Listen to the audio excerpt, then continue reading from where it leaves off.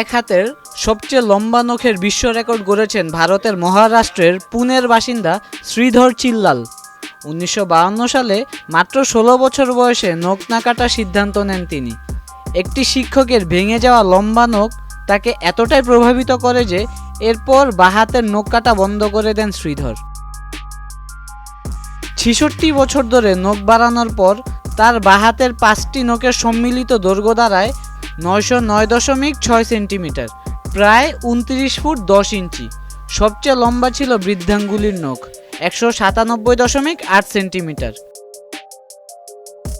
অস্বাভাবিক দীর্ঘ নখ নিয়ে দৈনন্দিন জীবন ছিল কঠিন।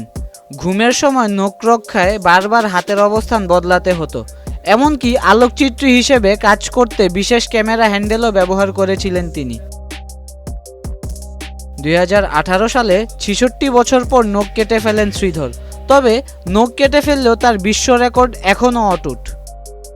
আশিকুর রহমান, নয়া দিগন্ত।